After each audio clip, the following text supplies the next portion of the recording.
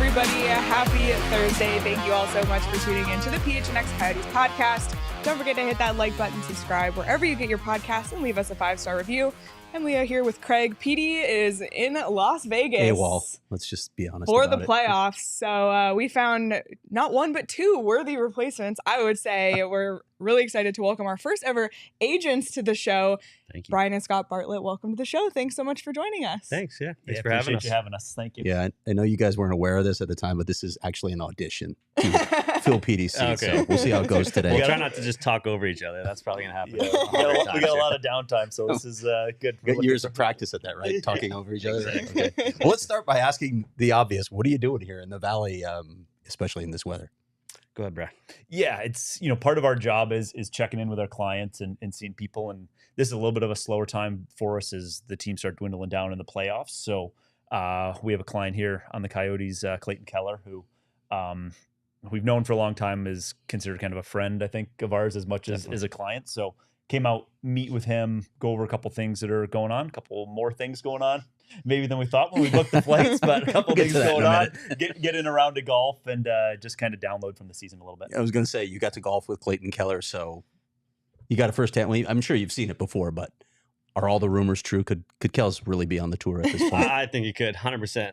I asked him yesterday, I said, do you ever practice? He said no, and it's just remarkable. I mean, this guy, he goes out and plays rounds, but it's actually wild.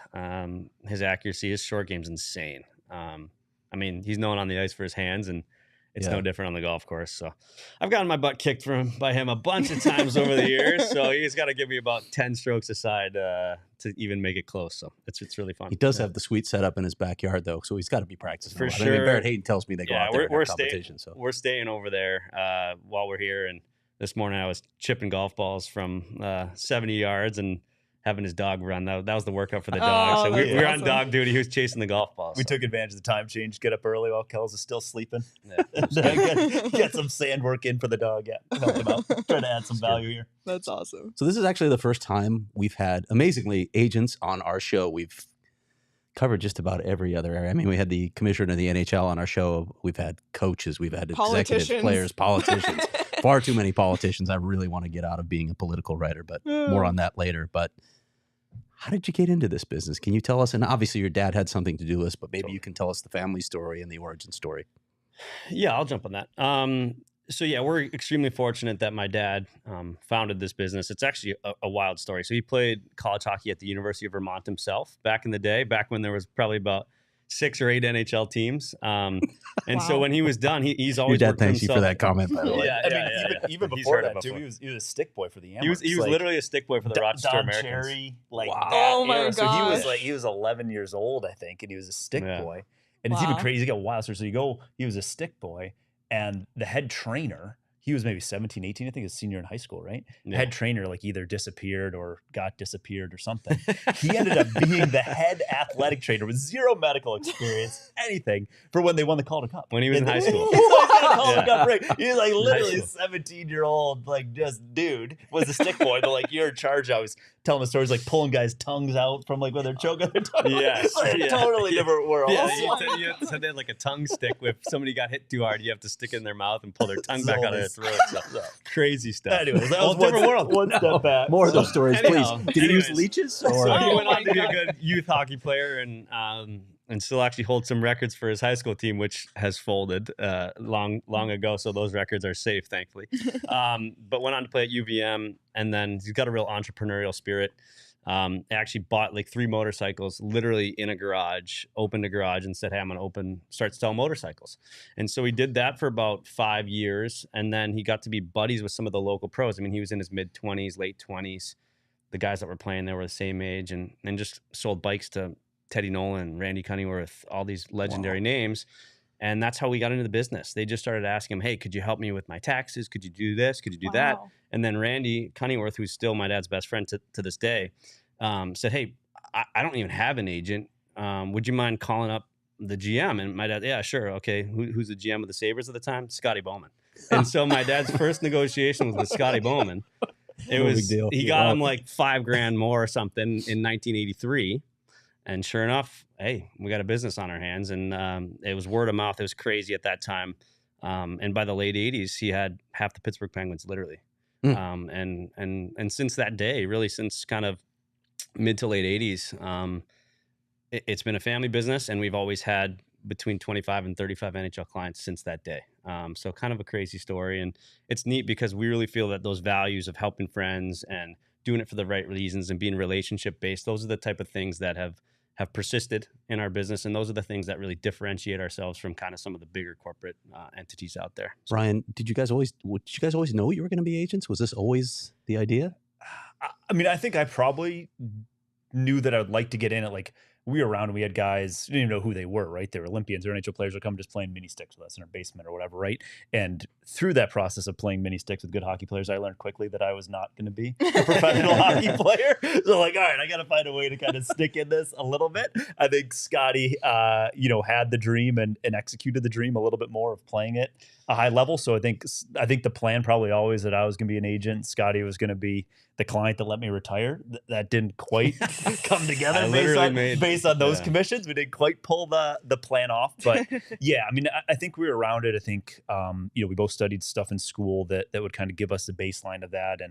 And we were around it so much that even now, like, it doesn't really feel like a job. It's a lot of hours and we get paid for it, but it doesn't feel like a job because it's always what we're kind of around, or just like helping friends that happen to be good hockey players and they got different things. So just because we grew up around it, it's been kind of a natural extension. And I think, my dad's still hyper involved in it, but we've tried to evolve it and grow it and add things. But yeah, I think it was always in the back of our mind that working with family is something that would be exciting for us. Yeah. Can you kind of take us through like what a day in your life is like? I think a lot of people, you hear agents, you think about, negotiating contracts, but what is just like a day in the life of an agent like? Yeah, it would be nice if there was kind of a typical day, and it goes into changes. And a lot of it is there's kind of two pieces. There's kind of like proactive planning of things, of planning of endorsements, taxes, contracts, those things that you can kind of control the flow of a little bit.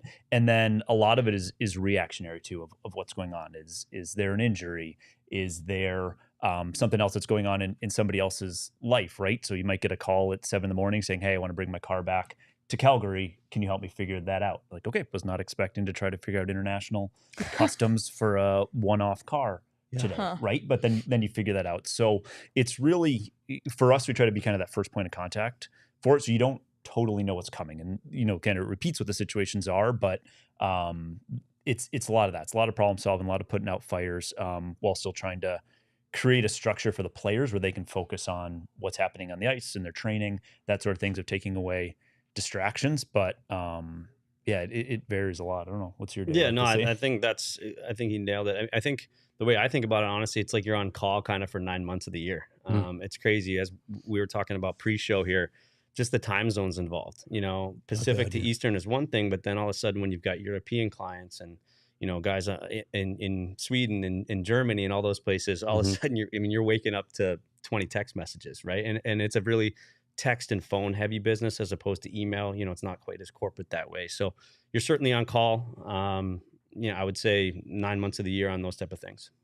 It's relationships too, isn't it? I mean, you got to forge relationships with a lot of people, GMs, most notably, but players obviously as well. So, yeah, to me, that's the number one thing that I enjoy about this is it's a really special relationship when, as these guys, the high-end stars of the world are so sought after. There's very few people in their lives that they can truly turn to in kind of a real confidant way. And I think we really pride ourselves on being that sounding board for them and having that safe relationship with them.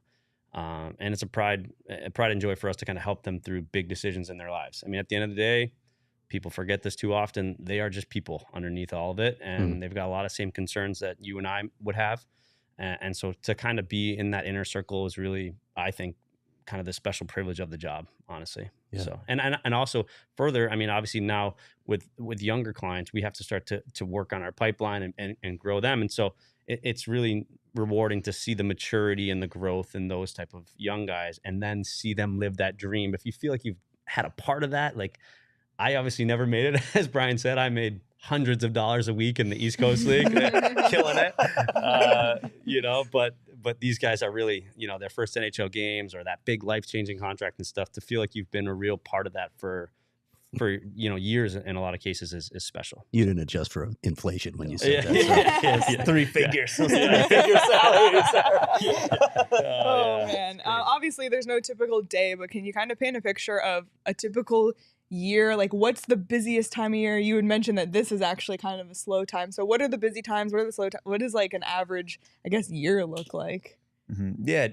It's probably easiest to start like kind of start of the season, right? So you can start of the season, everybody's getting adjusted. They're moving to new cities, trying to help find housing, trying to help find cars, trying to figure out for young guys what that adjustment to, maybe it's the first time they're living on their own without a billet or not living in a college dorm where somebody's cooking for them, right? So trying to help with those kind of life adjustment sort of things. And it's the same thing. There's a couple times, like there's a roster kind of cut down day being forced. You know that day is going to be, we're going to get 15 calls of guys that are going to be on waivers today or sent down or whatever it is. So it's planning ahead, talking to other teams about if there's opportunities for guys, if there isn't one. And then kind of as the season goes, that really turns out to be kind of the more reactionary sort of thing. You're not sure how it's going to go, as I said, with different things that might pop up. And then as we get going kind of through the year, it's starting to think ahead about who needs contracts, who's going to be up, keeping track of kind of where they are in their growth, and start thinking, is this guy who's going to start thinking about a long-term one? Is this guy who's going to need to kind of do a reload and go up again and do a short-term one? And then that kind of starts getting into the actual negotiations and the grinding and figuring out where you want to be. There's a draft that comes up in the summer, which is coming up here. So this time of year, as I said, is kind of a reload with all the clients, get everybody on the same page, know what we're doing. And then it goes into the draft where we're preparing those young guys that we're working with for interviews for the combine, which is coming up here pretty soon. Right. Making sure that process is as smooth as possible. And, as we tell them, we don't have a magic wand on any of this stuff, right? We can't make a $1 million player a $5 million guy overnight, right? We can provide some resources to try to get better. And the draft is the same thing. You can't make a guy who's a 7th round talent into a 1st round pick with how well they interview. It's not going to come together, but try to make them as prepared as they can and look their best. And then it's kind of, do it all over again, because then you get back in the draft, and then July 1 is 3 days after the draft. So, once we get into here, it's draft, interview period, free agency, arbitrations come up right away. And then, the guys that don't get that first wave of free agency are the ones I think we kind of pride ourselves on the most, right? Like it's easy, those guys that, are going to be signed at 12/01 on July 1st. Right. It's the ones like, okay, you're not the first wave. Now let's find a spot where you can really thrive or fits for your family. Do it again. So that's kind of the, general calendar, but then there's 100 million things on top of that you don't expect. But how do you guys make contact with prospective clients initially? What does that whole process look like, whether you're going to tournaments or relying on relationships, et cetera? Yes, I think we're very, very fortunate, as I mentioned before. I mean, my dad's been in this business for 40 years. And so the network that we've collectively built as the Bartlett family is really extensive. And so we get a ton of, hey, you got to see this kid that I'm coaching, or have you heard of this guy, or, from the highest levels, on down. So oftentimes we've got a nice warm lead of somebody, but we trust our eye. I think we really trust our eye. It's a unique thing to understand kind of what we call them translatable assets, right? What certain things at 15, 16 are going to work at 20, 25 at the highest levels in pro hockey, right? So I think we really trust our eye and we've gotten a lot better at learning that over, you're actually scouts. For sure. Yeah. Correct. That's interesting. Absolutely. And you have to kind of understand, like I said, all the little factors that go into the soup of like, okay, yeah, this kid's an awesome player right now, but he's going to hit a wall sometime. And so what are we actually looking for? That's probably a little bit of the proprietary stuff, but there are some translatable assets that we really feel are going to work at the next level. And we speak that language of, okay, this guy has X, Y, and Z. And then again, a lot of references, we get 90% of them, I would say it's not worth our time. But then you go, and you watch a few guys that excite you. I'll never forget watching Clayton first time. Like he was electric. And, so anyways, again, that's the type of stuff where, and if that's the case, then, like anything, right? Any business relationship or whatever, you try to have somebody that knows them and has a trust factor with that person, make an introduction. And we really, really think we take long-term views on all of this stuff, right? Like coming in for the quick sale is not great when they don't get paid for another 5 years and you don't get paid, right? So it's all about building it organically, building the trust, showing them that you can be there for them for any different situation.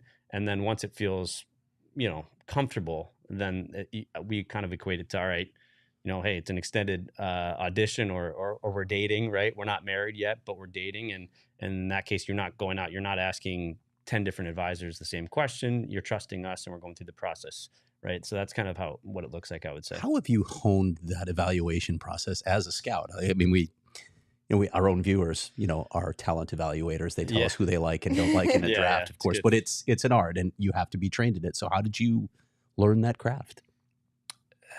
Some of it, again, we got lucky, kind of grew up around it, and you see that when we were watching games, and I think kind of subtly learning that from my dad and a lot of his friends throughout the years. Like, we rarely watch, and it's a little bit of the downside of it. Is a lot of times we'll go to games and it's like, we're not even really fans. We're like, not even cheering at it. You even remember that as a kid. You're like, totally. We weren't really sure, like, okay, good, we're at an Amerks game or a Sabres game or whatever, but like, we're cheering for the Penguins. Why? Like, I remember that as a kid. You're like, oh yeah, because we're watching this defenseman, and that's who we wanted to play well today, or whatever it is. So I think it's just been looking at it for a little bit, and then also it's a little bit of just on the job sort of training, and you do it. And I've been doing it almost 20 years now. Yeah. Are you talking to other scouts too to get their process, or? Yeah. Okay. So that's a lot of it too, is you talked about relationships before, right? Yeah. So it's talking to NHL scouts, talking to that.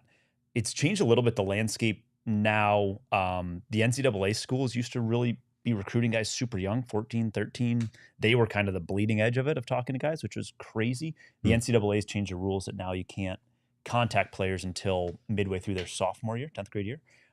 So that's pushed it back a little bit. So that's kind of a little bit of a world that we can't rely on those guys. Hey, what do you see? So it's back on us a little bit, but it's also, as Scotty said, like, so many of it is our former clients that are now youth coaches, or Zach LaRaza, who's here, is a former client who, is with the junior Coyotes, right? And like, he went through it. He was a super high end, maybe the best 14-year-old in the country, right? Went to the national team, went and played at Denver, did great. Some of those things translated, some of it didn't. So he's learned from his experience, right? So you can talk to him about it. He's passing that on to the kids here. He's an amazing resource for the kids here. But so it's that. It's collecting. It's taking little pieces and remembering things of like, why did that player that looked so promising not quite make it? And what was it? So we spent a lot of time too reflecting on that, saying, okay, this guy that looked like he was going to be a surefire $100 million guy never really made it out of the East Coast. Like, why is that? Yeah. Right. Yeah. Or what is it? And there's different things. I think that's exactly right. On the job training has really led us to this point. I mean, we've both been doing this well over a decade now.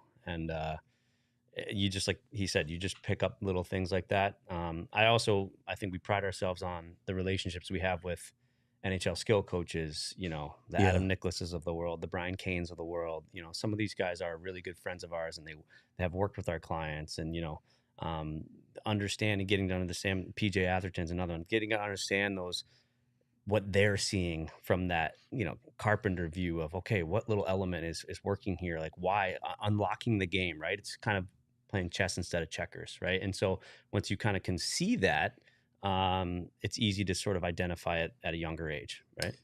I wanted to ask it, because this is a family business, and I know, multiple agencies, there will be multiple points of contact, but how do you manage all that? Do you try and have one principal point of contact for each client? Do you all interact with those clients? How does it work? Yeah, no, great question. The way we like to phrase it is, it's our family helping your family. And just the way we do it, it's really, really important. Again, none of us would ever get a day off if it was just one person only with one client. So we want to have that entire family relationship. And we always joke, like, if you can't get a hold of one of the three of us, like, send help because the boat's gone down or something like that. Somebody's always like on it, So a lot of times we just have group chats with the three Bartletts and our client, and again, certain needs pop up, and maybe we've got a different expertise. Brian's a lawyer. My dad is a certified tax preparer. Like, if you're calling about, style advice or workouts, you're calling me. That is really what it is. So again, when a guy like Clayton comes to Chicago, I see him. When he goes to Boston, Brian sees him. That's where we're based. And so it's really that holistic family relationship. And that's been from day one, right? From the younger kids all the way on up. That's how we want it to be. Okay. That's awesome. Well, we have a lot more to get into. Before we do, we talked about golf already. We actually have a golf partnership, Pins and Aces, the official golf apparel partner of PHNX and ALLCITY. And we have a really great event coming up next Friday, the 26th at Dobson Ranch, the Keeping It 100 Golf Tournament. You can still sign up. You get this awesome polo from Pins and Aces, a custom polo with Phoenix on there. When you sign up, it's going to be a scramble. It's going to be a ton of fun. Prizes, giveaways. Pins and Aces will be out there. Big Drive Energy will be out there. So check it out and make sure you grab yourself some great apparel at pinsandaces.com. Use code PHNX to receive 15% off your first order and get free shipping. That's pinsandaces.com. And if you're looking for a little pick-me-up before or after, check out Illegal Pete's on Mill Ave. Our friend Altex was in town and finally made it to Illegal Pete's for the first time. I have not strayed anyone wrong on the queso yet, Craig. No. It's fabulous. So you can stop in Illegal Pete's in either their Tucson or Tempe locations for a house beer bucket for you and the whole crew. 5 pints for $15. Soak up the sun with a loaded burrito and crisp beer on the patio. Well, you still can. It's getting a little hot though. Illegal Pete's, your go-to spot for burritos, buddies, and beer. All right. I'm curious. Obviously, the world has evolved. Social media has evolved. Hockey has evolved. Everything has evolved. So how has being an agent evolved with, changing times? Yeah, that's definitely one thing that you mentioned, starting with social media, is there's a lot more information readily available to everyone, but also to our clients, right? So a lot of those guys are scrolling on there, and whether it's accurate or not. So you're putting out a lot more fires. You're dispelling a lot of myths with your clients. So that's changed. That wasn't a thing long ago. But I would say the overarching theme here is that agency in general has become more of a development business. It's more of a having to go early. When one of my dad's earliest clients, or not earliest, one of my dad's biggest clients was Dougie Waite. And Dougie was a 2nd round pick, New York Rangers.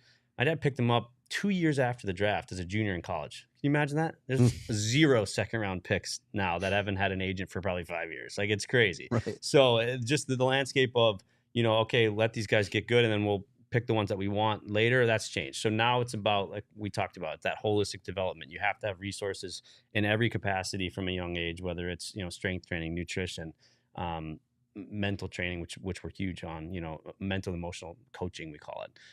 So all those type of things, it's really become sort of like you've seen the trend in European soccer, right? Yeah. Academies, right? So these agencies in some ways have partnered in that development process. And the better you do at that, at the start, at the ground level, the greater successes your clients will reach. So that's been the big overarching change that I've seen since my dad started. Yeah, that's how you mentioned that, because Clayton clearly has just a battery of specialists that he goes to. I talked about it in that story that I wrote, and that's fascinating to me. That's just like finding any way possible to improve, to develop, to get an edge. Yeah, I mean, again, I'm staying at Clayton's house right now, and he's built up multiple spaces in his house. Last time we went into one of those spaces, got an inversion table for like a spine thing. Wait. Come with more details on this. He's got this. It was like, oh, it looks good. Like, my back is a little tight from the flight and getting a little old. So I'm like, oh, this inversion table is like, this thing looks great. I strap my ankles in. I'm like, oh, it's just like, I'm sure there's some resistance to recline this thing. I probably went back at 140 miles per hour, straight upside down. I thought he was going to break his neck. It was crazy. Phone out. Like, got lucky that I'm a little bit taller than Clayton, but not like tall enough that I wasn't dead. Like, my head was a 1/4 inch from the ground at 200 miles per hour, straight upside down. Take everything Brian says on the show today with a grain of salt, because he's concussed. So. I was millimeters from being. It was hilarious. Like, I was crying, laughing. I thought we lost him. He's just, look at this inversion table. Whoa, like wow. It was hilarious. So, anyways, yes, we saw it up close, but yes. We saw it up close. Anyways, he's got multiple spaces in his house, and in one of them, which is sort of like a workout rehab room, I would call it, where he did a lot of his rehab last year. He's got a big Mamba mentality, sign on the wall. It's just finding ways to get better every day. Kobe. obviously. So that's really what he lives by, and it's pretty cool to see right in his own house to have that type of signage. So yeah, it's cool. I know you wanted to talk about how the youth hockey landscape has changed in particularly in non-traditional markets. So I'm just going to give you the floor on this. There are a lot of things to examine here, but there are more avenues for prospects to take. So what role do you guys take in that prospect and family decision-making process? Yeah, we just, I think it's just because I think it's applicable here, right? Like it's a non-traditional hockey market. It's an important hockey market. It's a great hockey market, but it's not as clear as like if you're growing up in Chicago or Boston. It like makes kind of sense. You play your youth hockey and then you go to prep school, or you go to a junior team, and it's right there and it's right down the road. And what are you doing? But there's more and more options popping up as hockey's getting more popular. There's more junior teams, and a lot of them are great. A lot of them are half scam sort of things of, hey, move to this league that's popping up and it just happens to be $12,000, and look at all these guys who move on, and the guy has never moved on from there in the history of the league, right? So it's getting more complicated for families, and as we talked about social media, and you can make anything look good now, right? You can make it sound good. You can do a good PowerPoint. You can do a good Zoom presentation to somebody, and in doing that. So that definitely is a role that we've started to play more for high-end guys, is they're getting more options. It's not like, okay, I'm 15, I'm going to go play on the U16 team, and then I'm going to go play on the U18 team, and then we'll see how it goes. It's, okay, I got this team calling me from whatever state or province it wants me to come out right now. Should I move away from home at 13? So that's a big family decision. That's a life decision, right? So a lot of it's that of trying to make sure that you can find some, because everybody has a vested interest, right? Like the guy that's telling you about it probably got an ownership stake in that, right? He's probably going to get a cut. Right. And your coach that you're asking at home, maybe that is a great opportunity, but he wants you to stay at home, right? So sometimes it's that, and that's what we've really found is difficult for families now, is to try to find somebody that you can trust. And this has nothing to do with us specifically. It's anybody, for families, I think, out there trying to find somebody that doesn't have a bias, doesn't have a financial interest in what you're doing, that you can bounce things off of. And if it's a coach that maybe isn't on your team right now, or a former coach or former player, somebody. So that's definitely a role that we've played for those high-end guys. And we spend a lot of our time too just taking that first call from family. Like Scotty said, a lot of it's prospecting and going, to not all of them we can invest our full time in, but we do try to make a lot of time to get on that first call or get an email that comes to our website just to say like, hey, I got invited out to this tournament in Las Vegas. It's only $3,000 for the weekend, and it says all these colleges are going to be there. Should we do that? Like, no, they're going to be too hungover to watch. Like the ice time starts at 8. It's at the MGM. No, it's not a good evaluation tool, right? Like, so stuff like that.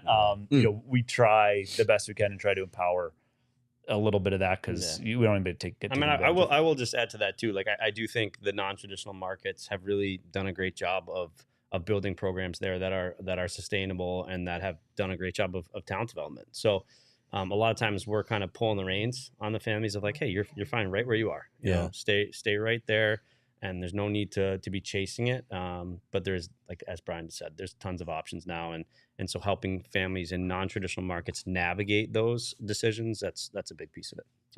So speaking of non-traditional markets, now this is a Division I college market with Arizona State, and we've seen a lot of growth with USA Hockey. We just had the NTDP coach on our show a couple weeks ago. Oh, nice.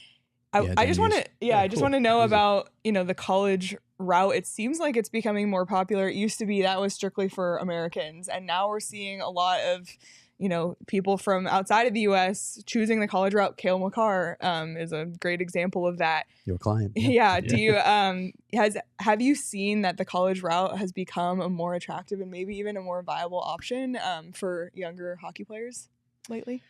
Absolutely. I mean, I think we're very big supporters of the NCAA path. The game has evolved at the NCAA level. People have taken note of that.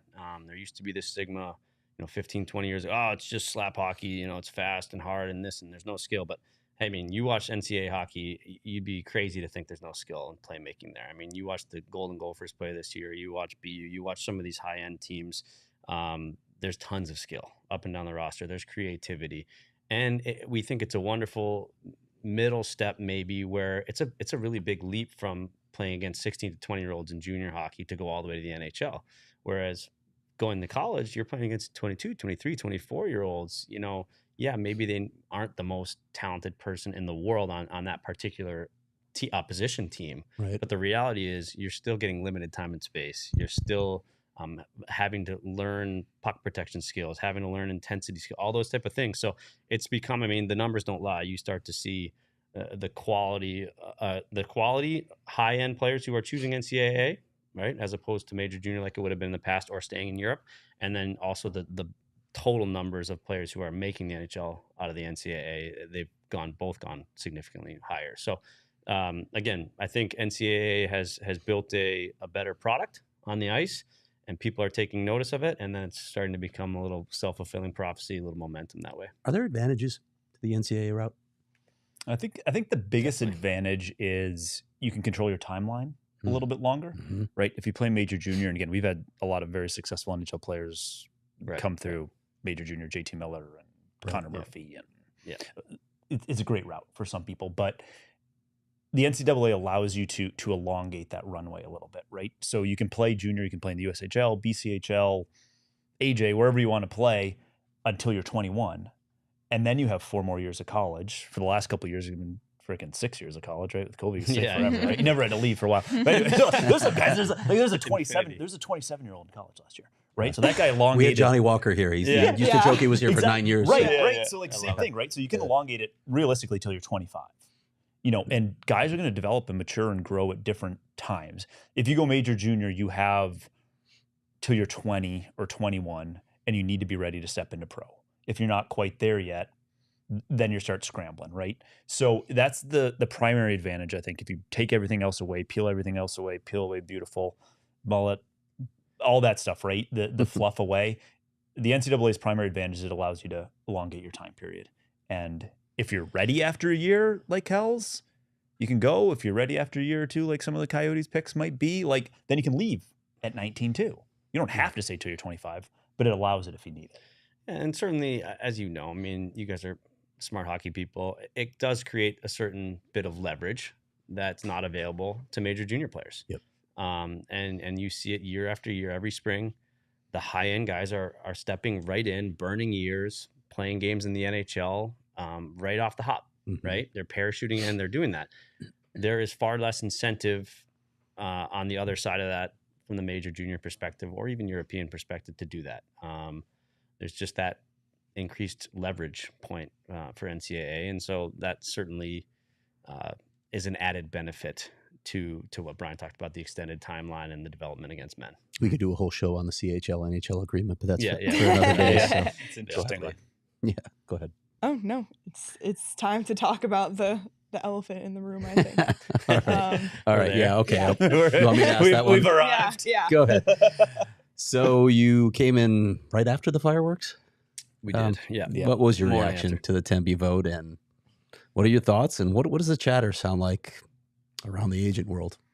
What's going on? I mean, I think we kind of feel the same as I'm sure most of the fans here do. It's disappointed, right? Like, it's a great hockey market. Our clients that have played here love being here, love the fan support. When it's there, and it felt like there was momentum, and felt like there's finally a plan that can go, and we can turn this into something real, right? Because no offense, for a while it hasn't fully been, right? 2 decades. So it's like, right? So it's like we can turn this into something, into something good here, right? Yeah. And it's so close. And again, we're not as steeped in as you guys on the intricacies of it, but you're going and you hope, and there's optimism, and then it's like, okay. And then it's the same. And this happens a lot to us. Like, okay, you think something's going to happen, and then you take a left turn on it, and then everything, there's a million questions for everything. And as Scotty mentioned, like, these guys are people too, right? So it's, am I going to be living here next year? Do I need to sell my house?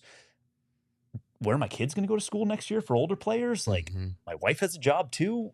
What are we doing, right? Like, it was convenient with Tucson here. So like, all those things start funneling for everybody. And you know, we're kind of tangentially involved in the NHL. There's a lot of other people like that, parking attendants, concession people, all that. So that was always kind of my first thought. There's a big ecosystem around an NHL team. And like, that is all up in the air for all these people now. Right. So that's kind of the first one. It's a little bit of a disappointment or sadness or whatever. And then I think kind of as we've gone in now in the agent world, in the hockey world, and there's a new executive director at the NHL PA. The timing was good. We had meetings with him this week. There's one in Toronto yesterday that my dad Steve went to. I went to one in New York the other week. Like, so it's a conversation of, okay, now what, right? Because what we want to do is we want to make a team competitive for the players that are here, right? They deserve it. They want it. Yep. How do we continue to grow revenue for everybody's perspective, for the city's perspective, for the league's perspective, players' perspective, all that sort of stuff? It's like, okay, what's the next step now? So I think everybody's kind of thinking that way of, this is not what anybody wanted, but now pretty quickly we need to all collectively as a hockey community, locally and internationally here, kind of like figure out what's next so this doesn't drag on. Right. Yeah, that's the biggest thing that I think is the takeaway is, as you referenced, this has been uncertain for far too long. And now there is a real urgency on our client's behalf to have clarity.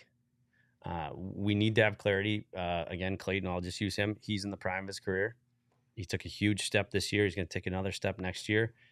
He deserves to be in an organization that has stability and that is pursuing the same thing that he is, which is excellence, right? And that's the real flashpoint for us. And that's a big reason we're meeting with the Coyotes folks here later today. That there needs to be some concrete plans, not hoping plans, not maybe plan. This has to come to a head here shortly. And I'm sure that other agents feel the same way for their clients. Yeah. All things being equal, so let's just say like this gets sorted and all 32 teams in the NHL are on a level playing field in that way. From a free agency perspective, how much do facility, taxes, location, and weather, I mean, you mentioned how much you've had clients who actually love living in this market. How much does all that matter to free agents, everything else being equal? It does. It absolutely does. I'll start with the taxes just because we do our players' tax returns for them. We're unique in that way. I think that we do it in-house. As I mentioned, my dad's a tax preparer. He takes the lead on that. So we're super conscious of what the face value of a contract is and what the real value is after taxes. What's your take home? So that's part of every one of our discussions for our free agents as they're going through that process. Facilities, I would say probably the least of that equation. I mean, most facilities in the NHL are professional enough. I mean, right now we've had some issues with the mullet, not to be another elephant in the room. But beyond this market, the facilities are quite special throughout. So that's probably less important. But I do think weather, location, family setup, meaning how close to the practice rink are you? What type of neighborhoods are there? What type of schools are there? Those things have huge implications on where guys go. Again, these are people first. And if you don't want to put your young children in school in a certain market, if you don't want to having to be drive an hour to practice every day and an hour back and it's 2 hours less at home, those things matter to our players for sure. So and the competitiveness, I think, too, Correct. of where you are in your cycle of your career. Have you won championships already? Is Correct. that your primary goal at this point, right? Like we've had clients that have gone through and say, my primary, and everybody's different, right? So sometimes it's saying, hey, I've won 2 or 3 championships already. I've been underpaid because I took a team-friendly deal, X, Y, or Z, and I lived in a great place already. I've kind of already done that. Now I just want to get this contract that's going to set my family and kids and grandkids up. So let's just maximize it, right? Doesn't matter. It could be the worst locker room in the world, drive 3 hours. Like, I've been underpaid for 5 years on this deal that we did. Let's get paid now, right? Or some it's the opposite of no players are underpaid on deals that we've done ever, by the way. This is okay. Just to clarify, after they switched from another agent, there was another agent that was highly unpaid, switched to us and say, let's resurrect this. That's what I meant. I didn't think there'd be any ad reads from you guys on this show, but here we go. So. Or sometimes it's a total opposite, right? Of saying, okay, we've had kind of the good setup. I've been paid. Now it's really chasing championships. Or there's the ones that are in the middle, right? They're right in a prime. I want to find this combination of everything. Right. But very rarely is it somebody's like, hey, I want to come to a team that I don't think has a chance to win. Because I will just add this. Culture is one thing you didn't mention. Team culture is huge. This is a fraternity, as you know. It is a small fraternity. And everybody knows a lot of people on different teams. If they're saying, oh, wow, this coach is complete whack job and the culture's bad, we've got guys in the room that aren't bought in, like that stuff matters. So really building culture and leading with that, I think with these organizations, it helps attract free agents. All right. Well, Speaking we of want ad to, reads. yeah, we want to dive more into Clayton here in a second. Before we do, obviously it's heating up outside. I think something like a Polar Pop is real great for cooling off. And we have a special offer for you right now from Circle K. You can take out your phone right now while you're watching this and text PHNX to 31310 to join their SMS subscriber club and get a buy one, get one free offer on 32-ounce Polar Pops. You can head to circlek.com/store-locator to find a Circle K near you. I got gas yesterday. I saw Derek on my screen, and then I heard Derek echoing down. We have various personalities that are on those screens. You know, like when you're pumping gas and it starts auto-playing. Yeah. And so then I was on the phone later, someone pumping gas, and I heard my own voice. So that was a little bizarre. But anyway, I declined because nobody wants to see that. So if you want to see that as well, check out Circle K near you. And listen, this has been a stressful week. Did you ever get one where you heard your own voice while you're pumping your own gas? Yet. No, I haven't. No, I'm waiting for that day. Yeah. I'm waiting. It's been a stressful week for all of us. Luckily, we have our friends at OG's Brands to help get us through. I'm sure a lot of us have been partaking. OG's has something for everyone. They have Sleep Edition, Microdose, Indica, Sativa gummies. You can find them at your local dispensary. They have delicious flavors as well. Strawberries and cream, peaches and cream, blackberries and cream. I just love the cream flavors, which is why I listed them all. You can find them at your local dispensary at ogsbrands.com. You got to be 21 or older to enjoy responsibly. Right? All right. Let's get to Clayton. He's obviously a major client of yours. Let's start with this season that he had, because as we know, he's a Bill Masterton finalist. Right. And I think richly deserving of that. It's insane what he accomplished when he went down. Most of us thought there's no chance he's going to be ready for the start of the season. And not only was he ready, it took him maybe 3 games to get up and running. And then he was pursuing Keith Tkachuk's single season points record. Right. So we've covered a lot of the details. I wrote a major story on him, but you told us a story right before we went on air about where you were when the injury occurred. So let's go back to that time and how you guys dealt with that whole process and helped Clayton. Yeah. I mean, we're obviously not on Pacific time, and I literally got up in the middle of the night to take a pee, to be honest with you. And I'm probably a phone addict, as my wife will tell you. And for whatever reason, I just kind of touch my phone to see what's going on in the middle of the night. Not healthy. Don't do that at home. And sure enough, I saw a ton of missed calls and texts from Clayton, and I hadn't been watching that game. I watch a lot of his games, but anyways, so I was on FaceTime with him at 4 a.m. my time. He was in the hospital about to go in for surgery to stabilize the femur. So that's how I learned about it. Early start to my day, but he was in good spirits even right from that point. Took it with a great level of kind of maturity and was really motivated from minute one, even pre-surgery, honestly. Hey, they're going to be fine. I'm going to be ready to go. And then shortly after, obviously talked to him the next day and helped source a bunch of rehab specialists. One woman that he worked with throughout, she's based up in Toronto, actually, and he worked with her 3 times a week throughout the entire summer. So again, just kind of like right from that is like, what's he going to need? What's our timeline? How can we help him get back? Because he said, I'm coming back from game 1. And as you know, he didn't play a preseason game. He was not quite even skating fully by the end of August. Like he still had a little bit of a hitch in his giddy up, and he was able to kind of push through that and add that strength that he needed. And obviously, again, I think kind of the one thing that I think makes Clayton special is that competitiveness. That it would probably be easy sometimes, in the course of coming back from an injury to say, "Oh, I'm not feeling quite right. Our team's not in the playoff hunt, but he has that in the middle of a long-term contract. Right. Yeah. But he has that unbelievable focus about him and that unbelievable drive to be the best. And I'm really, really proud of him for that. I don't think people understand that enough. And Clayton's kind of soft-spoken, although he's becoming more and more outspoken lately, which is great. I don't think they understand that competitive drive. When Rick Tocchet was here, he always used to say this kid is a student of the game. He is always there. He's always studying. He's always asking questions, but he is ultra competitive. And I remember one time bringing up some of his critics And he literally, I think I told you this quote. He said, "That's okay because I'm going to shove it up their ass." I love it. And that's who he is. Really, he is it. incredibly competitive. Yeah. Apparently, in whatever he does, talking to the guys that golf with him or do Yeah, other things with exactly. him, like fish.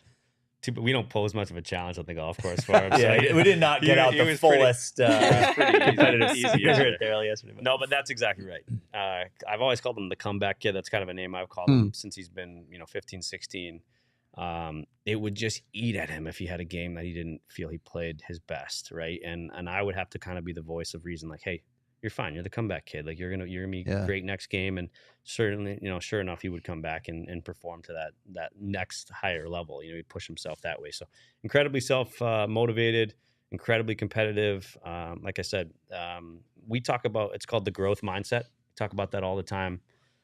Same the mama mentality. With our guys, we talk about growth mindset. How can we find 1% better every day? And how can we fall in love with that process, right? Because at some point, just going out and doing the actual activity gets stale. It's more about the process and falling in love with that idea and feeling self-satisfaction when you are seeing those gains and hitting new levels, right? That's what the name of the game is. And that's, I think, kind of the secret sauce with Clayton. So. What did you see from him on the ice? I know he worked with a skills coach who was asked that I not name him, so I didn't name him in the story. Yeah.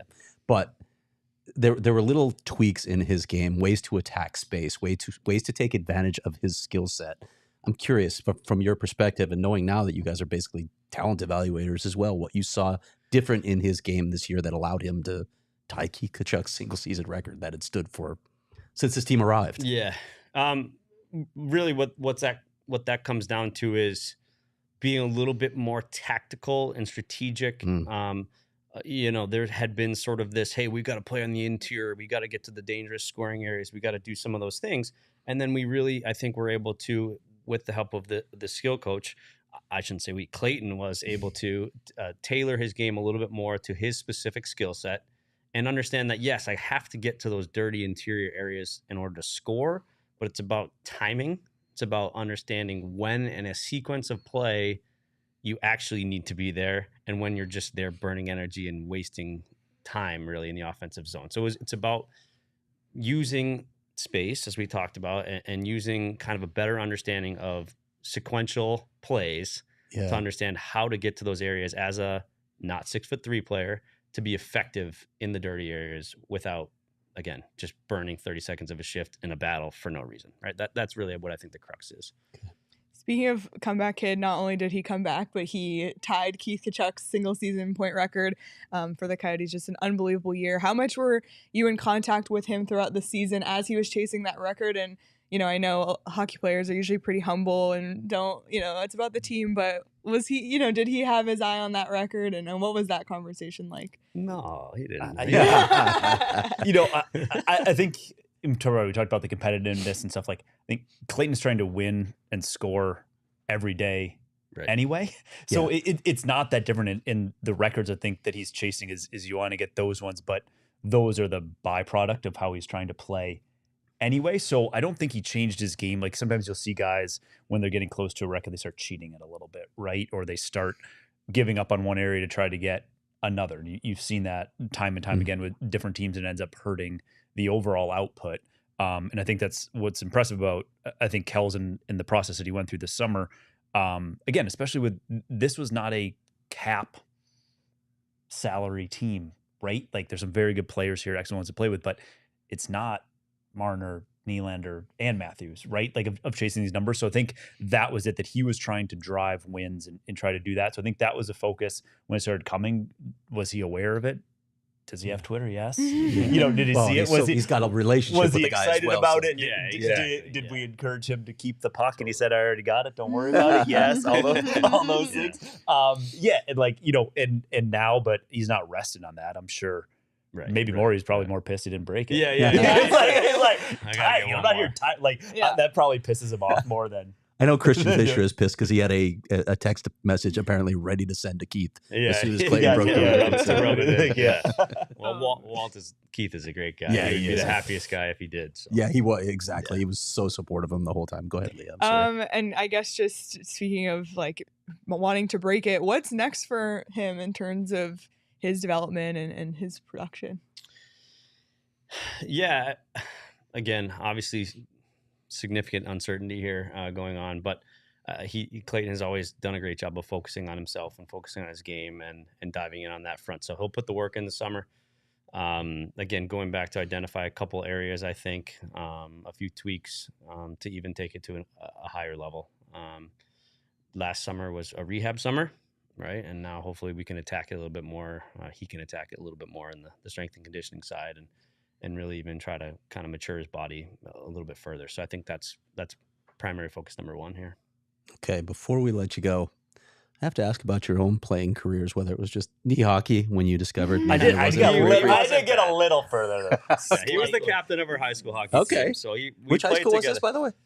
Pittsford. Grew up in Western New York. So Pittsford, New York. Yeah, I went there and then realized quickly I wasn't going too far, but ended up, which actually applicable to here too. I ended up playing club hockey in college, University of Maryland, which was great, way better level than I thought. I thought we were gonna roll up and we got beers on the bench instead of water bottles. Oh my god, these guys playing like you. This is pretty good. That's better than I thought. I better sharpen my skates, getting going. But yeah, again, knew where I was going. But Scotty did a good job. I'll talk about him a little bit, then he can add in. But yeah, so I mean, Scotty's been kind of had a championship sort of mentality too, and the same with the Kells, which I think why they get along great. He's brought a great piece to the agency that way of trying to win, and had success at the prep school level at Deerfield, and then went on to play Middlebury. They won 2 national championships while he was there, at a real dynasty going. And then I don't know if it was good agencies or good playing, but ended up jumping into a pro career from there and played a couple of years. So Scott can talk a little bit more about that, but yeah, we're really proud of how far he took it. Yeah. As Brian said, just was fortunate. I mean, it was really fun from a young age. I mean, one of my closest friends still, and one of our great clients was Ryan Callahan. So on we won. I was, like Brian said, I was super, super fortunate to be on great teams all the way up. I won a youth championship in Rochester, New York. I went to play the Pee Wee tournament twice. Ryan Callahan, Dustin Brown, those guys were on our so we had some super, super high end guys. The Quebec tournament you're talking about? Yeah. So it went up. We went up. We had such a good group. Robbie Shrimp before TikTok. I literally played on Robbie Shrimp's line for a year, and I was like, just don't even give me the puck, man. Like, just go. It was unbelievable. He was like going down the ice, tapping it on his stick. It was unreal how talented he was. It was so crazy. So he great guy, but he was able to just take over games like I've never seen before. Anyway, so I always give Callie a little bit of a jab, like, because I was the captain on a couple of those youth teams and he was the assist. So I'm like, I taught you everything you know about leadership, So that was fun. Went on to Deerfield, another great team. We had 4 or 5 NHL draft picks on that team. We went on to win the New England Championship there. Went on to Middlebury College, which is Division III. As Brian said, we were fortunate enough to win 2 national championships there while I was there. Part of the Bill Beanie dynasty. He was a wonderful guy, a wonderful hockey coach. And then probably because my dad was a good agent, I was able to scratch and claw my way into NHL rookie tournament. And I'm proud of myself for hanging around the coast as a D3 guy. I was able to stick it out for 2 years in the East Coast League, and then went over to Germany in the 3rd league, and we won a championship there too, which was pretty great wild. Experience. And it was pretty cool. We were in a small town called Garmisch-Partenkirchen, which is like a big ski town. It's maybe 35,000 people. And when we won there's a ton of teams in that 3rd league in Germany. There's like 50 teams. There's different divisions and stuff. And we ended up winning. And literally we had like a key to the town given to this team. And we had this little parade with like 5,000 people came out and stuff. It was a great experience. And that's when I kind of said, hey, this is a walk-off home run for me. And then went to be the low man on the totem pole here. Yeah. So I mentioned to you, we played both Deerfield, Middlebury, because I went to Exeter and Wesleyan, and awesome. I, much earlier than you did. So I guess that's apparent to everyone, since I always get old guy jokes on this show from Leah mostly. My memory of Deerfield, they still had fence around the back of the rink, and this was I was a goaltender. This was a hostile environment. We were completely overmatched. I faced 65 shots, and we had 9 in a game, so it was a memorable experience. We were a wagon. Like, we were a really good team. One of my coolest hockey memories was we played the quarterfinals of the New England Championship. For anybody that plays prep hockey, like, it's a big deal. And the quarterfinals are hosted on campus, and then you go to a neutral site for the semis and finals. We won the quarterfinals. It was, like you said, hostile. I've never been in a louder rink. It's a small rink. It was wild. And then after the game, you know, your parents wait for you, this and that. And then you walk in, there's a huge dining hall at Deerfield where everyone's seated tables. And every player that walked in off the hockey team got a standing ovation from the whole. It was pretty awesome. It was like a pretty chills moment. It was really fun to kind of be part of that. It was awesome. So, was that the year that you flipped Brian Boyle? That was the year I did flip Brian Boyle. Scotty was not probably, sure he wanted you to bring that up, but 5'5", 150, 5'8". At that point, you've grown. At that an inch. he was 5'7", 240 pounds. But Boyle was whatever. He's 6. He's a big man. Like, Yeah. he was exactly the same size. He was as a senior. He was way better than I was. I just caught him at a good moment in the final, in the last game. Actually, Wow. He was at St. Seb's. We played him and got him with the cartwheel. Full ass over elbows. That's awesome. Well, we'll let you go here in a second. Before we do, just want to remind everybody the NHL Conference Finals kick off tonight. And if you haven't signed up for the BetMGM Sportsbook yet, make sure you do that. And when you sign up, use the bonus code PHNX because there's a few different offers depending on where you live. But for our Arizona audience, you'll get up to $100 in bonus bets on your first wager with BetMGM. Again, make sure you use that bonus code PHNX. Everyone who logged in yesterday got a free bet. So if you did, you have 72 hours to do that. If you missed it, you can do it again on Saturday. As always, you can check out the show notes for full details. And now listen to Shane talk about the disclaimer. Disclaimer, 21 plus to wager. Visit BetMGM.com for terms and conditions. U.S. promotional offers not available in Washington, D.C., Mississippi, Nevada, New York, and Ontario. Gambling problem? Call 1-800-GAMBLER. Colorado, D.C., Illinois, Indiana, Louisiana, Maryland, Mississippi, New Jersey, Ohio, Pennsylvania, Tennessee, Virginia, West Virginia, Wyoming. Call 877-8-HOPE-NY or text HOPE-NY 467-369, New York. Call 1-800-NEXT-STEP, Arizona. 1-800-522-4700, Kansas, Nevada. 1-800-327-5050, Massachusetts. 1-800-BETS-OFF, Iowa. 1-800-270-7117 for confidential help, Michigan.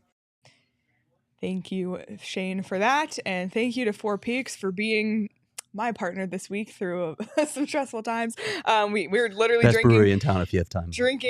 Amazing beer, and they have it on tap at pretty much every restaurant you go to here. You can also buy it at your local grocery store, Target, Walmart, anywhere you can buy a beer. Four Peaks is there. Check out the Four Peaks 8th Street Pub. You can check them out on social media at Four Peaks Brew, at Four Peaks Pub to keep up with the latest at Arizona's hometown brewery. Got to be 21 or older to drink Four Peaks, and please drink responsibly. All right, well, that's all we got. We appreciate your time. I saw a really funny comment. I have to mention it on behalf of PD about Keller and his mouth guard always hanging out of his mouth. We probably should ask about that. Youth hockey parents stressing about that. Don't want to set the bad example. So I guess if you pass on any message to him today, know that the youth hockey parents are frustrated by that example piece. Mouth guard has become more of a stress release than an actual. Yeah, they got better dental plan in the NHL than probably do. But we will pass on the message. Kids, put in your mouth guard. Perfect. There it is. All right. Well, we can't thank you enough for your time today. We really appreciate it. And first agents on the show. Hopefully we'll talk to you again soon, and hopefully we'll have some more. I'm guessing we'll talk again. Yeah, thanks for having us. Everybody, thanks so much. I appreciate you guys having us. It was fun. Fun. Thank you. And everybody here in our live chat, thank you. Hit the like button on this video. If you're watching on YouTube, subscribe to the PHNX Sports YouTube channel. Hit the notification bell so you never miss when we go live. You can also subscribe on audio wherever you get your podcasts. You can follow our show at PHNX_Coyotes. Follow PHNX Sports across all social platforms. Enjoy the rest of your Thursday, everyone. We'll be back again live tomorrow to talk prospects with Chris Peters. So really looking forward to that. But until then, enjoy the rest of your day, everyone. We'll see you tomorrow. Bye. Thanks.